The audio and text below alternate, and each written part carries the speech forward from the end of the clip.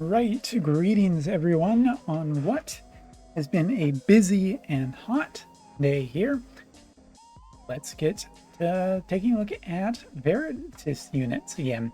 Now, something that I got particularly kind of excited about in the previous video is a unexpected accessory that has improved overall Veritas unit stats. And before, I'm sure that there are going to be some comments by the time this video goes up saying, well, it's actually just stats. It doesn't completely compare with newer units, Umbra.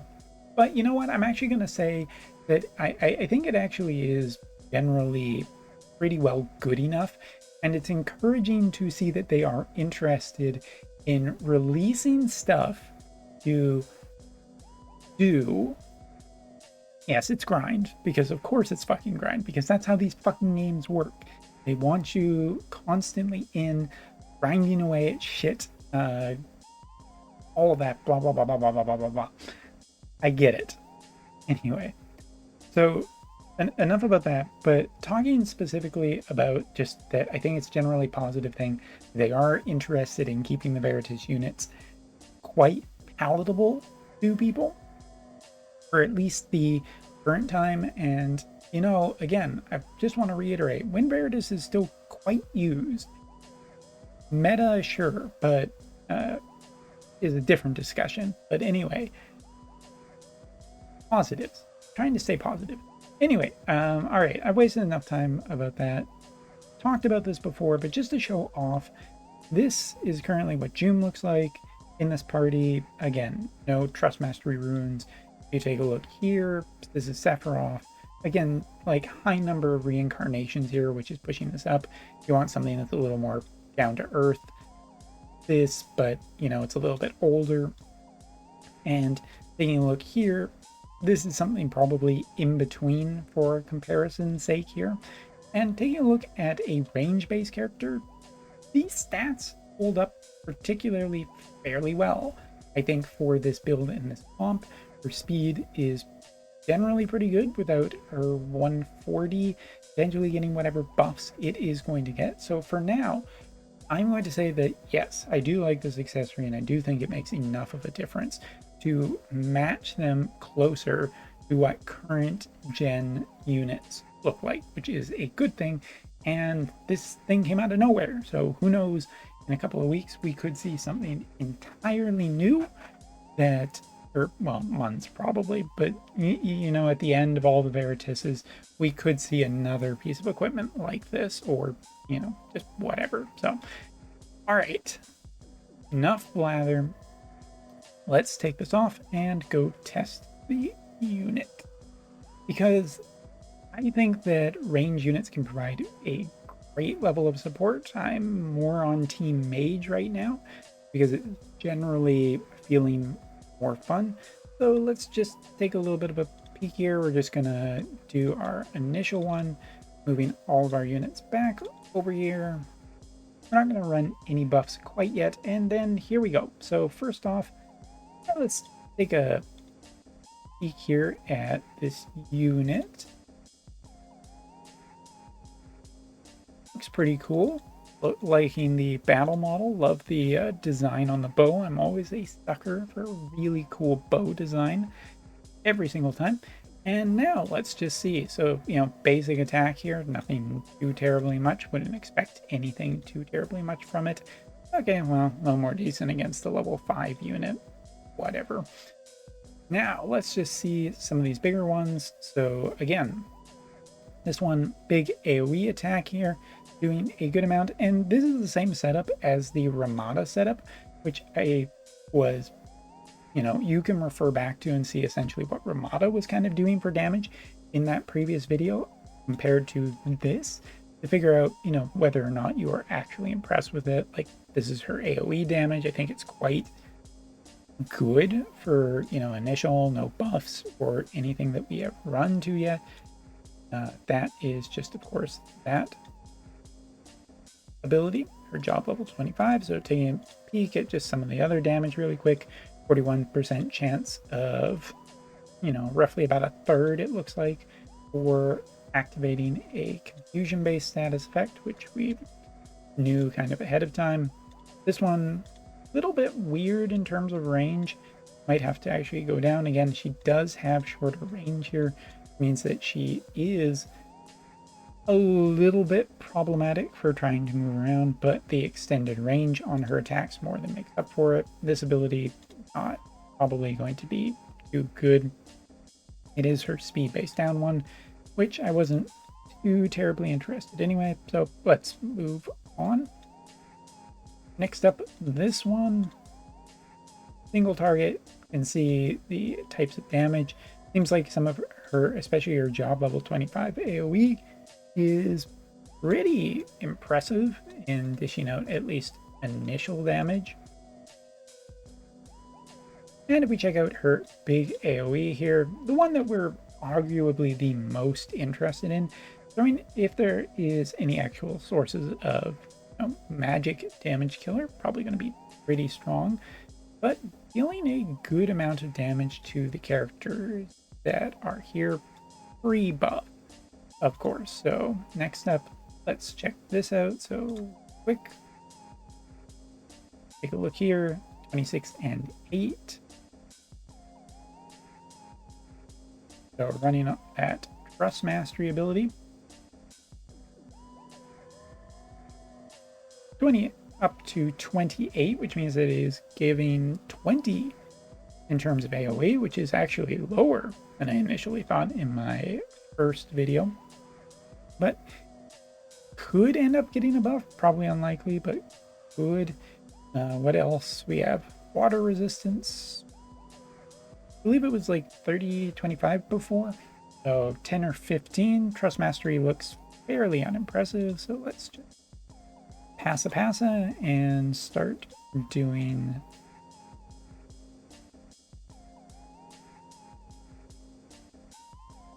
buffing based skills, getting our characters.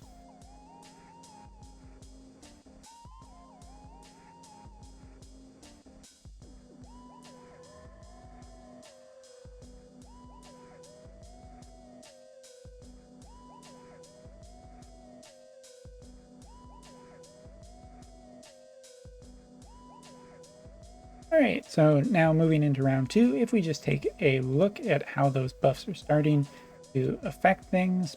Interestingly, quite a nice counter against Gilgamesh, who is a character that does run a barrier, but as you can see, is still doing a good amount of damage there. Interestingly, not super great damage here or here, but elemental bonus, of course. All right, so next up, let's just run this ability. Or yes, I just think about it for a second. So it gets that CT boost.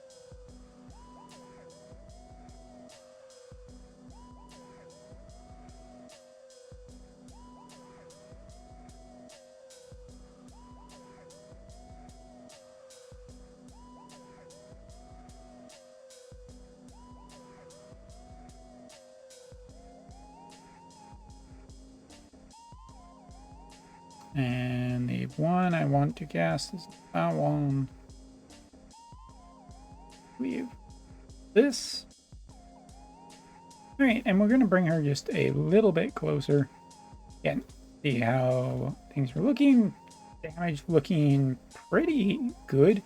Again, for a range character like this and one that has hate down and an actual HP barrier on her, it does seem like she will be generally pretty good about getting in some multiple attacks or the opponent starts targeting her. So we'll do this last ability. Oh, and I saw something interesting there. Let's go back over here. We can check.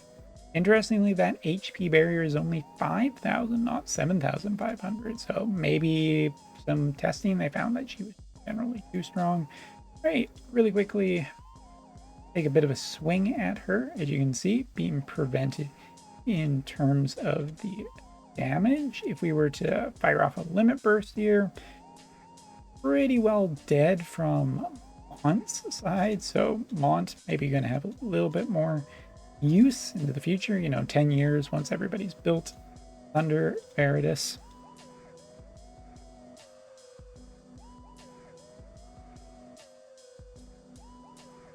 Next up, try just some other things here. So yeah, 100% chance of frostbite, a little bit scary. Dealing a lot of damage, barrier destruction, of course, potentially putting her into a higher chance of the deadness status effect, which is something that you never want to see.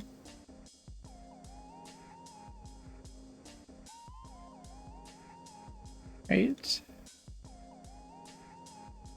Throw that on because why not?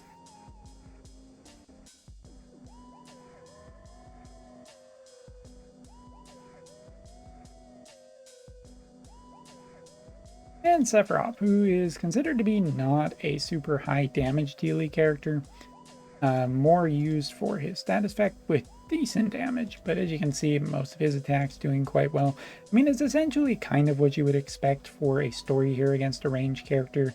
Not too terribly much in the way of survivability. Even with her barrier, it feels not the greatest. Also interesting, like, we're just not seeing like her activation. So I do want to just test here.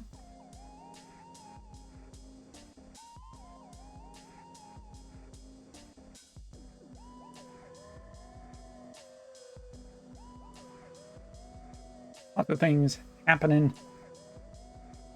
Got a counter ability there. And we're actually just going to bring over Helena here and try and whack her.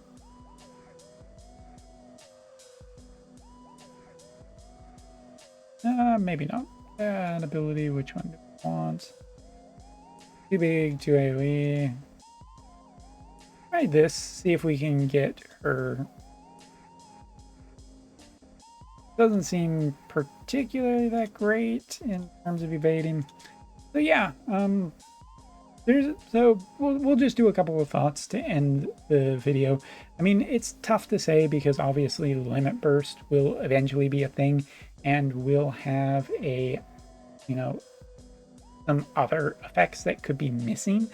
She does have incredibly high range, which is essentially what you want. 8 down will mean that she will be likely to get off quite a few attacks before going, and that might just essentially be enough to give enough leverage against the opponent. Big AoE, single target means that she has multiple ways of handling different characters, but there are some things that are evidently missing from her kit. I don't think that her survivability is anything really all that impressive, but a magic range character with actual DPS focus, pretty good. One thing that it feels like we are really missing, obviously, is barrier destruction. Not only barrier destruction, but while we can protect re-raise and get rid of that surviving fatal damage effect, we can't get rid of re-raise on her own. Still, there might be a bunch of really neat ideas, like putting her with Gilgamesh, for example. Gilgamesh uses his buff, she attacks, and then Gilgamesh attacks from far. Seems quite fun. Also, they're both mage characters, so that's also pretty enjoyable. If the BCs support it, I think there's something generally interesting here. We'll try and remember it months down the line. So hopefully you enjoyed this kind of quick, brief, free look at Thunder Veritas, aka Sakura 2. And yeah, we'll keep an eye on it as it develops, but as of right now, just a friendly reminder that JP players don't have an actual way to start getting her medals quite yet, because even though it's on the picture, of course, it's not obtainable this week, such as it is. Such a shame, right? Anyway, so thanks so much for watching. Hope you enjoyed the video. See you next time.